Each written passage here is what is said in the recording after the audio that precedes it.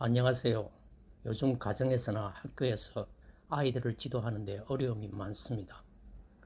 요즘 아이들에게는 정통적인 훈육 방식이 잘 통하지 않는다는 것을 실감할 수 있습니다. 그럼 아이들의 자존감도 높여주고 회복 탄력성도 길러주는 소통 방법은 없을까요? 학교 현장에서 오랫동안 아이들과 지내면서 제가 발견한 소통 방법입니다. 칼 로저스의 이론에 기반해서 기존의 훈육이라는 관점에서 벗어나 상담처럼 다가가려는 시도입니다. 칼 로저스는 비지시적 방법을 처음으로 상담에 적용한 사람입니다.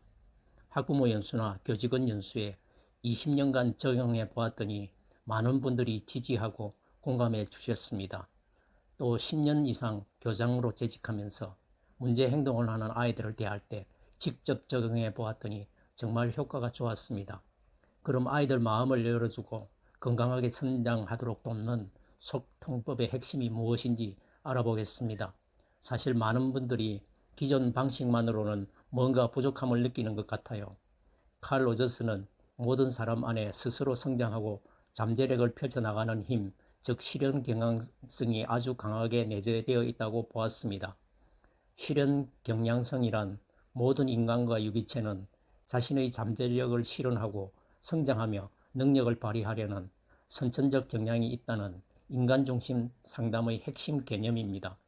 아이들 같은 경우 부모님이나 선생님처럼 자기에게 중요한 사람들이 자신을 어떻게 보느냐에 따라 나는 어떤 사람인가 하는 자기 개념을 만들어가죠. 주변 어른들의 존중이 아이의 자기 인식에 직접적인 영향을 미친다는 의미입니다. 바로 이 점 때문에 단순히 잘못된 행동을 고치려는 전통적인 훈육 방식이 때로는 아이 스스로 문제 있는 아이로 느끼게 만들어 자존감에 상처를 줄 수 있다는 문제가 지적되어 왔습니다. 교직원 연수에서도 이 부분이 강조되었죠. 행동 통제에만 너무 집중하다 보면 아이 내면 성장의 동력, 즉 실현 경향성을 오히려 약화시킬 수 있다는 것입니다. 반면에 인간 중심 접근은 아이의 내면을 믿어주고 지지하는 데 초점을 맞춥니다. 칼 로저스는 이러한 관계의 핵심으로 세 가지 중요한 태도를 강조했습니다. 바로 무조건적인 긍정적 존중, 공감적 이해, 마지막으로 진실성입니다. 그럼 첫 번째 무조건적인 긍정적 존중부터 이야기 나눠볼까요? 이 개념은 아이의 존재 자체를 부정하지 않고 받아들인다는 의미입니다. 가끔은 모든 행동을 다 허용해야 하나 하고 헷갈릴 수 있지만 절대로 그런 뜻은 아닙니다. 핵심은 아이의 가치 그 자체와 아이의 행동을 분리해서 보는 것입니다. 예를 들어 동생을 때렸을 때 너 진짜 나쁜 애구나 이렇게 말하는 것이 아니라 동생을 때리는 건 옳지 않아. 하지만 내 마음이 어땠는지 듣고 싶어. 그래도 엄마 아빠는 널 사랑해 라고 말하는 식입니다. 행동은 지적하되 아이 자체에 대한 사랑과 존중은 변함없다는 것을 계속 전달해 주는 것이죠. 결과보다는 과정에 주목하고 실수를 해도 괜찮아 다시 해보자 하고 격려하면 아이는 안정감을 느끼고 긍정적으로 자기를 보게 됩니다. 행동과 사람을 분리하는 것 정말 중요한 포인트이죠. 옛날부터 죄는 미워하되 사람은 미워하지 마라 라는 말이 있습니다. 두 번째, 공감적 이해입니다. 아이 마음을 읽어준다는 게 말처럼 쉽지는 않습니다. 공감은 단순히 아이고 안 됐다 하는 동정과 다릅니다. 아이의 눈으로 세상을 바라보고 느끼려고 정말 적극적으로 노력하는 과정이에요. 기본은 역시 잘 들어주는 것인데 그냥 건성으로 듣는 게 아니라 눈 맞추고 고개도 끄덕여주고 아 그래서 속상했구나 와 진짜 신나겠다처럼 아이의 감정을 읽어주는 말을 해주는 것입니다. 공감적 이해는 무조건 오냐오냐 하는 것과 전혀 다릅니다. 섣불리 충고하거나 감정을 저지하기보다는 아이가 자기 감정을 안전하게 느끼고 표현할 수 있도록 돕는 것이 중요합니다. 내 생각은 어떤데? 하고 물어보며 아이의 관점을 존중하면 아이는 나를 이해해 주는구나 느끼고 더 깊은 신뢰를 갖게 될 거예요. 마지막으로 진실성은 부모나 교사, 즉 어른 자신의 태도에 대한 이야기입니다. 내 생각, 내 감정, 그리고 말과 행동이 일치하는 것을 뜻하는데요.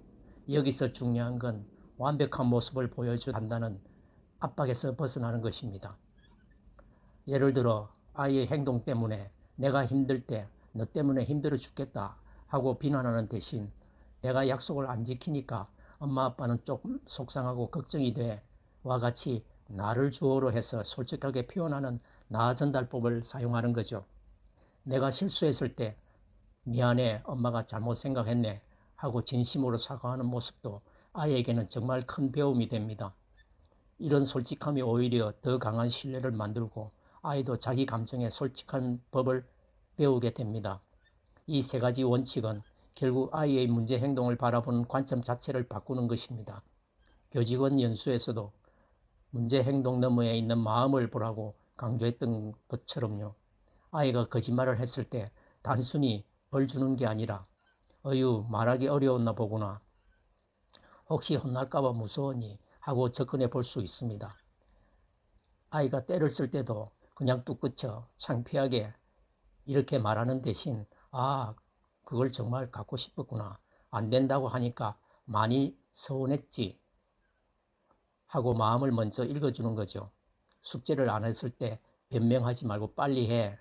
대신에 숙제가 너무 어려웠나 보구나 도움이 좀 필요할까 하고 물어봐 주고 지각했을 때도 다그치기보다는 늦었네 오늘 오는 길에 무슨 일이 있었어 하고 관심을 보여주는 것 이게 바로 칼 로저스식 소통 방법을 실제 적용하는 모습입니다.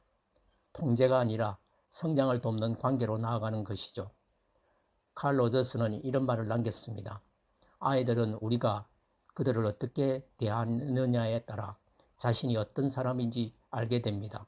정말 중요한 말이죠. 오늘 나눈 이야기들을 당장 전부 다 실천하기는 어려울 수도 있지만 이 세 가지 원칙 중에 딱 한 가지라도 의식적으로 한번 적용해 보시면 어떨까요? 예를 들면 아이 말을 중간에 딱 끊지 않고 끝까지 한번 들어주는 것부터 시작해 볼 수도 있을 겁니다. 아주 좋은 시작이죠.